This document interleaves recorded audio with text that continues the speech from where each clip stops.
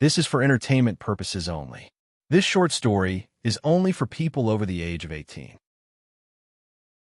I regret nothing. I probably should, but I don't. It could be my moral character.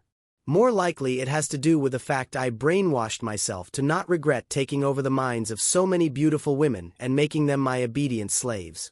That statement doesn't fit onto a t-shirt, so I'm going with, I regret nothing for making the world a happier and healthier planet. I could tell you how ugly I am. I could tell you how the only thing I have going for me is my brain.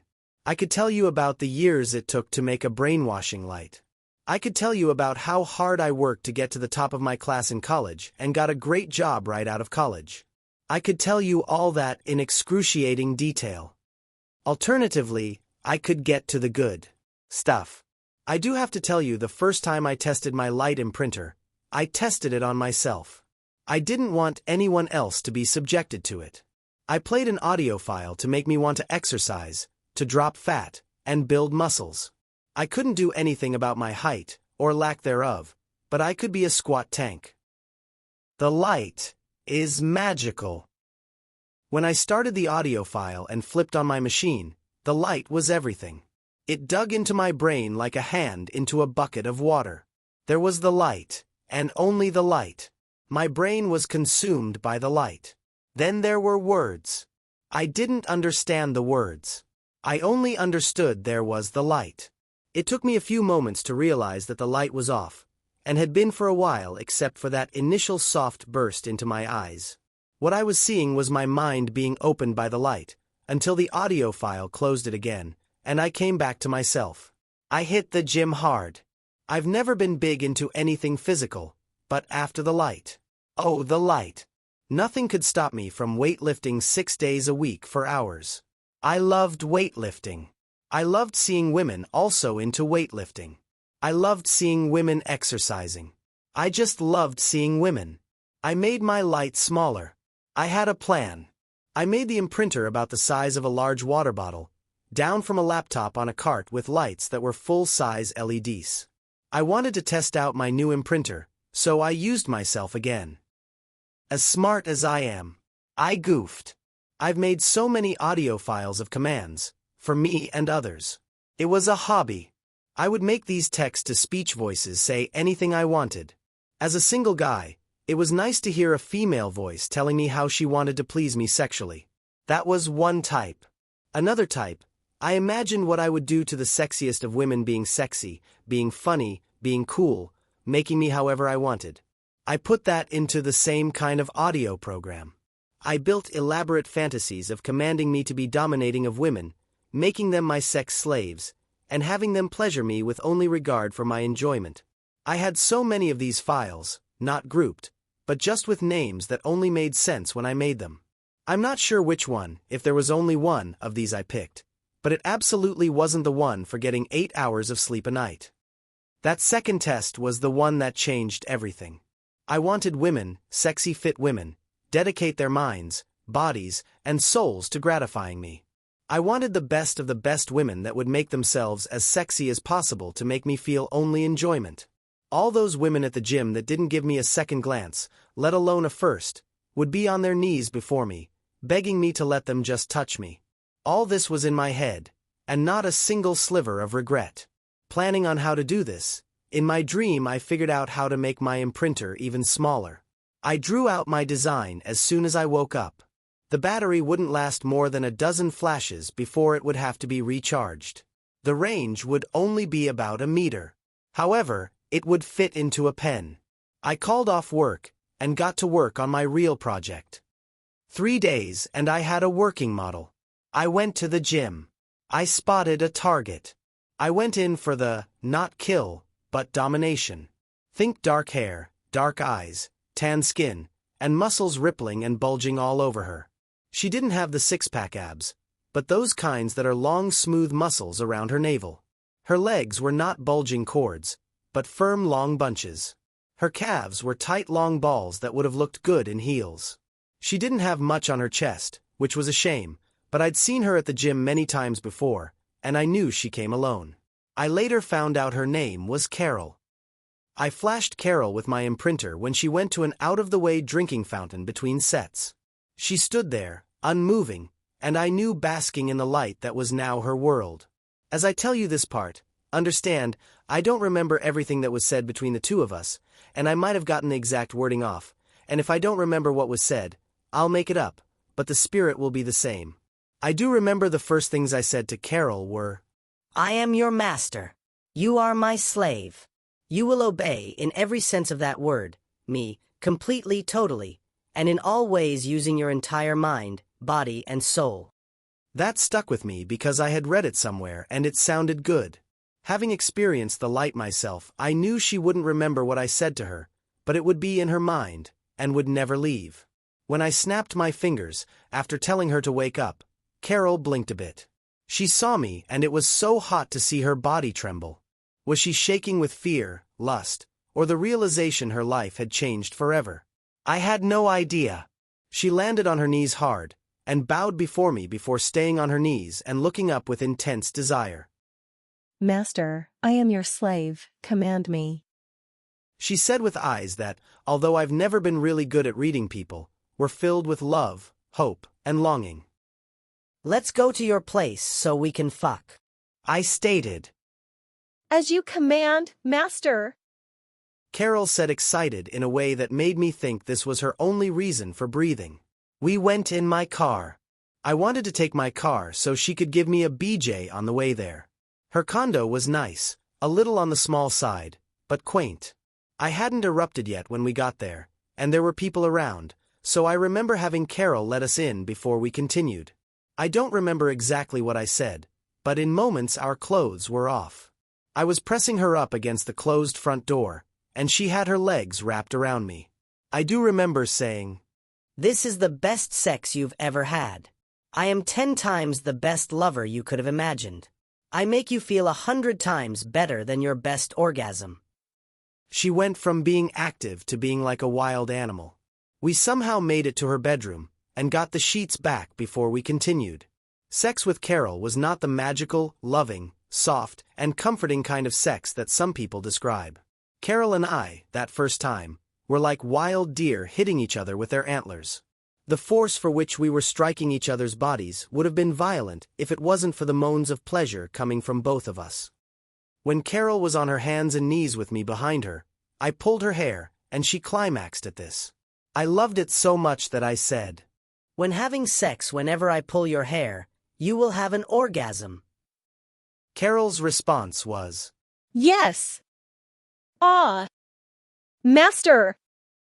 Ah. It was later that I examined what I was actually doing in that moment. I had control over Carol. I had total control over her. I could have made her into a statue. I could have had her climaxing until her end. I could have implanted triggers into her mind, she wouldn't remember, but would be incapable of resisting. I had control over her, and it was as good as sex. As much as I liked her climaxing with me inside, I wanted more. Your orgasms are now and forever 10 times stronger than your most extreme orgasm. I said as I straddled her one leg, and had the other high in the air. They are a quarter easier to achieve. Your eyes will roll back into your head. You'll lose control over your arms and legs. The orgasm will consume every part of your mind and body. Never again will you have an orgasm that is shorter than a full minute, but longer if you really enjoy it. I think Carol was going to say something, but that first mega orgasm hit like a bomb going off. She did exactly what I told her to do. Fingers were in claws as her arms jerked around. Her legs and hips were like being on a wild bronco. Those abs were flexing so fast the light was giving a strobe-like effect. Her eyes rolled up into her head, but she closed her eyes, and that was unacceptable, so I commanded her to keep her eyes open, and the bloodshot white orbs were such a huge turn-on. You don't truly appreciate how long 60 seconds is until a writhing sexy woman is sexually tortured by her own body, right in front of you. She stopped, heavy breathing, closing her eyes, as soon as the minute was up. Her chest heaved with deep breath to replenish what was lost while climaxing. Sweat beaded and rolled on her naked body as she shook with aftershocks of an orgasm unlike anything she'd ever had before. She slowly moved her arms and legs as if to make sure she could. I'm not done yet. I said with a grin.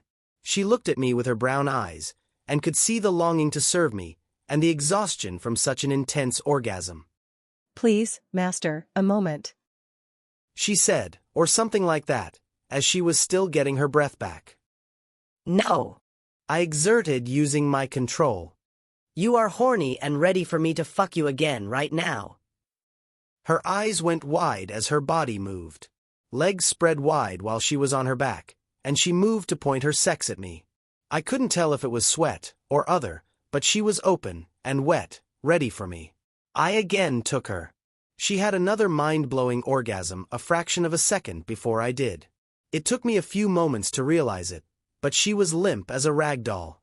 Carol had passed out from having two intense orgasms so close together. I felt like a god. Small G. After that, and cleaning myself up, I had Carol wake up and started issuing commands. It is about what you would expect. She would never have anyone other than me, or someone I told her to have, for the rest of her life. She would exercise more, to build more muscles with weightlifting, 6 days a week for at least, cumulative, 4 hours each day. She would drop body fat to single digits, but take supplements to keep looking like a woman. She would get silicone breast implants, the largest the plastic surgeon would let her get. Being naked would be her normal state of dress from now on. Bikinis, as small as possible, would be her outdoor clothes. If she had to wear something more than a bikini, then it would always have to show off her midriff, her cleavage, and her arms up to her shoulders. Her bottoms would never, for the rest of her life, be down further than 6 inches above her knees. She'd be barefoot, or in high heels, at all times, except for when exercising. Carol accepted all this, and would let everyone know these were her own decisions. She'd never be able to talk about me to anyone that wasn't already my slave. I made sure she would long for, and be desperate for, me, my commands, my approval at all times. She would dream about obeying and serving me. I had her give me her phone number so I could contact her whenever I wanted. I'd give her a month to see if she got the implants or not. That's what I thought at the time. There was so much talking. After I left Carol to clean herself up and masturbate in the shower, I realized I could program all this talking into my imprinter. I drove back to my place, only slightly wondering how Carol would get her own car back. Then Carol was gone from my mind as I hooked my imprinter up to my laptop and started creating a command matrix. I ended up redesigning my imprinter. I had 2 buttons, one for men and one for women. Both would imprint on them that they were my obedient slaves. Men would serve me in any way I wanted. Women would serve me in any way I wanted, with sexual desire and obedience, and have to build muscles, drop fat, and get breast implants along with dressing sexy. Women would be programmed like Carol was, with a few extra things to round off the edges, and it would only add 0.4 seconds to the time the light needed to be in their face. It looked like a car's key fob at this point. Work was getting annoyed with my lack of progress on projects. I used my imprinter on everyone, and took care of that. I decided to move into a large, out-of-the-way house. The people that owned the place handed the home over for $1. The place was too big for me to take care of, so I used my imprinter to get some servants. Female, sexy, and nearly naked servants. It seemed like an everyday thing for me after a few weeks. I would go to a new gym every 2 weeks. I would scope out who the hottest women were there the first week, and spend the next week making them my slaves. It was a wild debauchery of naked bodies. I had so many women in my bed at times that we were piled on top of each other. One of those extras I put in the female matrix was they were all bisexual. Bisexual as in I would be the only male, beyond their committed partner, but they would also love having sex with any other woman with us. I was on an endorphin rush like you wouldn't believe.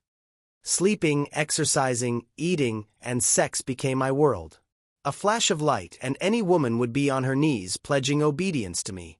Women would get their sexy friends to come to me, be flashed with my imprinter, and we'd have sex.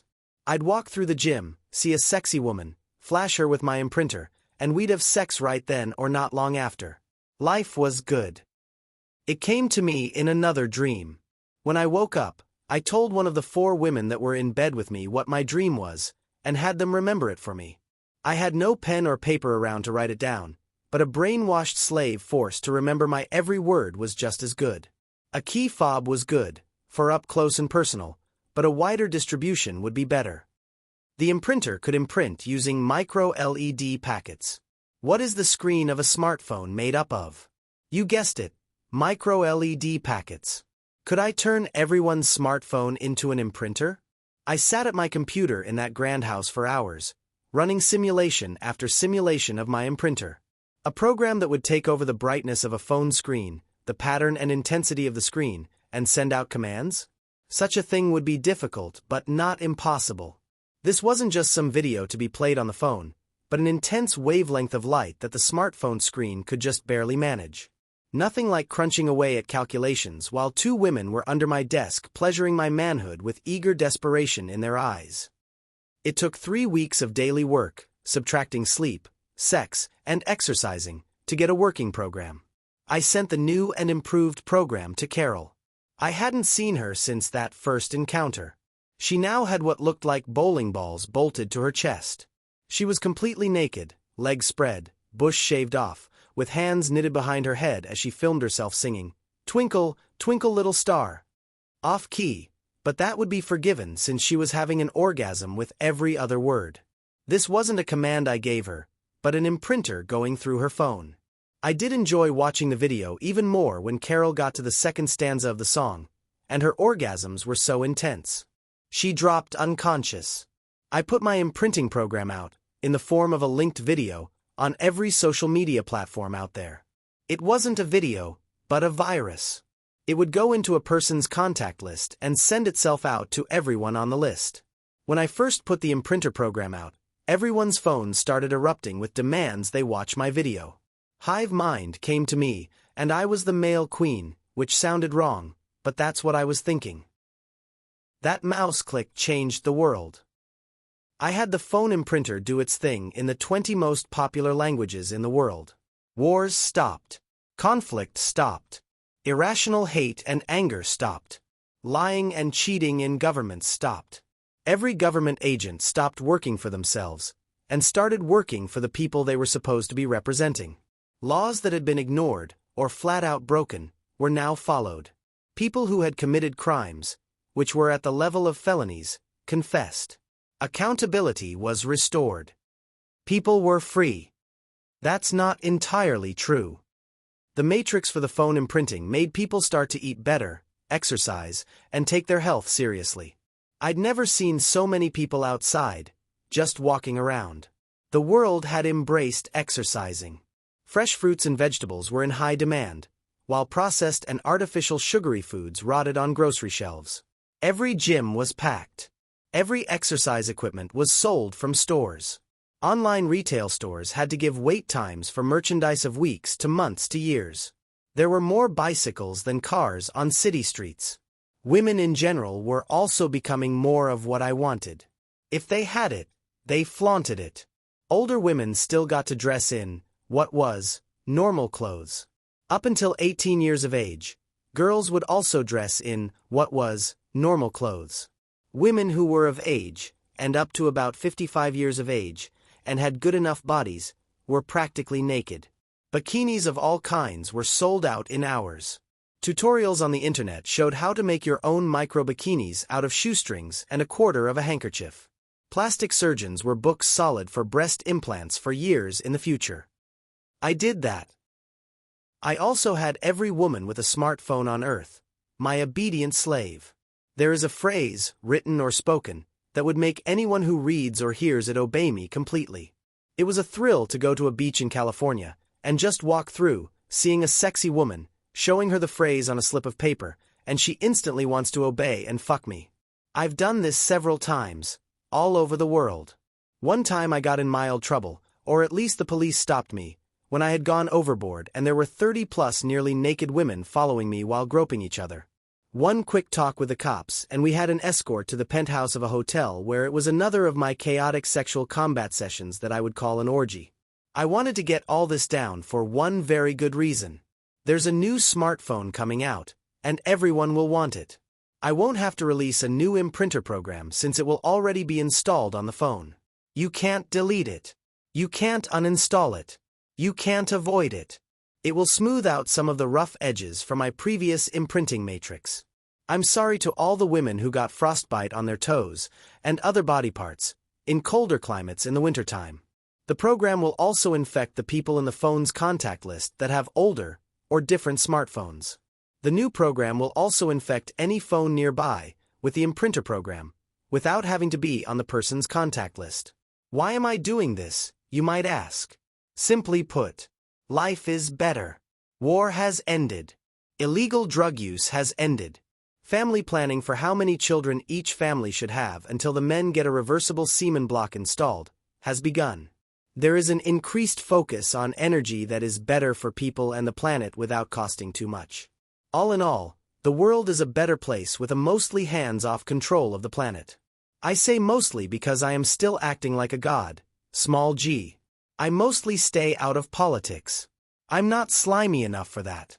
I'm not interested in controlling what religion people belong to. I'm not smart enough to decide how the economy should run. I'm not inventive enough to direct future technology. I just want my kind of woman, whenever I want. So, to what end, you ask? I'm not arrogant enough to believe when I pass on, the world should stop turning. I am just one man. I am just a man who is finally enjoying life and the pleasures of my genius. I regret nothing of what I have done. I'm also not done. So, who says there needs to be an end? The end. This was a work of fiction. Any similarity between people, living or dead, is purely coincidence. This scenario did not, or should not, have happened in real life. Thank you for listening.